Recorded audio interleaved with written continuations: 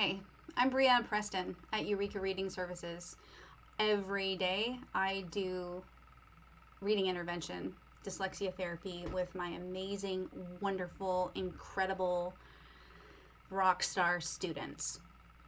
And I'm here to tell you something really important. If you've got young kids, uh, babies up to 7, 8 years old, this message is for you. It's especially for you if your kids are in, kindergarten or first grade, or they're about to go into those grades. Most kids need explicit instruction on how to read. Reading is complex. It's not like oral language where we can just hang out as babies, hearing people talk to us and pick up on how to speak. It's much, it's a related process. It's connected to oral language, but it's different. And some children can intuit how to read. I was one of those kids. I was 4 years old and I was reading, and my brain was able to figure out the patterns of both the sounds and the letter sound symbol correspondence. And I was able to figure out a lot of reading and spelling. I'm a great reader and speller, and I don't think I was ever taught phonics as a kid. I have no memory of it. There's a lot of phonics stuff I didn't learn until probably 15 years ago. However, that's a small number of kids. Most kids need explicit instruction in reading. All kids benefit from explicit instruction in reading. Some kids are going to have some really significant weaknesses in those areas, and they're just going to need a little more time and more repetitions to learn some of those things. In kindergarten and in first grade, your school, if your child is in school, your school should be screening for risks of dyslexia for every single student. Some schools are doing that, lots are not. You need to ask the question, are you checking for this? And it only takes a couple of minutes to screen a student for risk of reading difficulties, and it can be accurately seen at the age of 5. Okay? If they are screening, they should have a plan for kids who are showing some red flags. Maybe they don't have phonemic awareness. Are they doing explicit phonemic awareness instruction in kindergarten and in first grade? If they're not, that's a red flag. That's a big deal.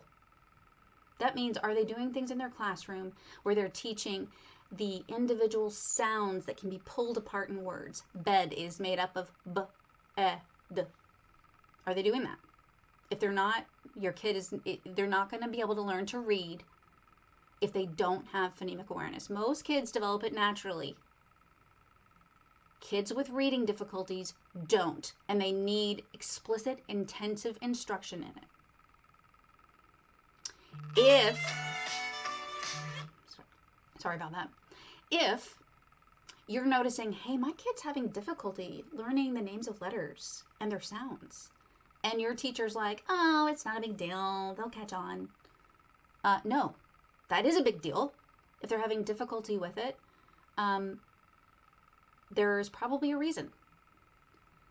They're not just going to catch on. They probably need some specific help. Go back to phonemic awareness. Are they having difficulty with phonemic awareness? Do they have difficulty with some oral language stuff? Do they have trouble remembering people's names? Do they have trouble with new vocabulary words? Did it take them a long time to learn their colors or the names of shapes? Could you say, show me the red one, and they'd pick up the red one, but if you said, hey, what color is this, they couldn't think of it? That's a red flag, okay? These are all issues that can be remediated early. Reading is complex, like I said, and some kids, let's pretend that this is reading, okay? Now, there's a lot more strands than 3 that go into reading. Some kids go to school and they could get instruction that's frankly kind of crummy. And they could still learn to weave those strands together into reading. Some kids, maybe their instruction does include specific phonics instruction. It had phonemic awareness instruction, it had specific phonics decoding instruction, but they were one of those kids that took a little bit longer, and their program is just moving a little bit faster than they're able to take it in. They were one of those people that needed a lot more repetitions of it. Well, they might do okay at first, but when their program starts moving a little faster than they're ready for, they're just like, okay, well, where do I put that? And, okay, so does that go like in there? Okay. And they start drowning. It's too much too fast for them. It's not going to get better. It's not. You've got to stop and slow down for them so that they're getting instruction at where they are. If they keep having more dumped on them, even if it is good instruction, but too much too fast for them, it's not going to be pretty, folks. Kids who come to me who are in kindergarten and first grade, we can fix these, we can strengthen these weaknesses and fix, we got a couple little, okay, we might have to undo a couple things, right? But kids who are in 3rd, 4th, 5th grade, who are 15, 17, who are adults and come to me, you know what this looks like? It looks like, oh, Lord help us. I mean, it is a crazy, crazy freaking mess. And it is just, what else looks like this? Their emotions. They're traumatized. They have no confidence in themselves. These people are crazy smart. And they think that they're stupid because they haven't received the instruction that they needed early. This is the message. Get intervention early. If you're a mom or a dad or a grandma or a grandpa or a guardian who has a child in your care and you're like, something just doesn't seem right, act on it. If the school is not doing what they should be doing, if their instruction does not include explicit decoding, explicit phonemic awareness in kindergarten and first grade,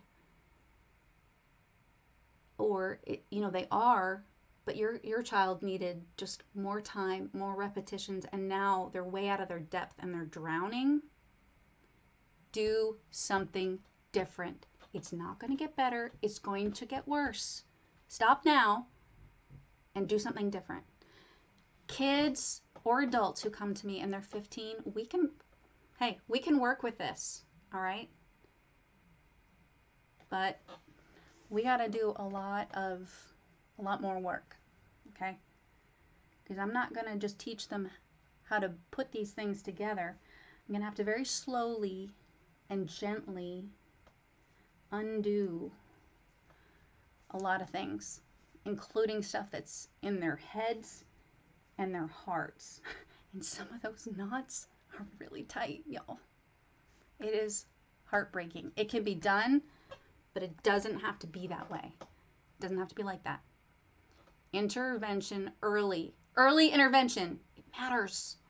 And it makes a huge, huge difference.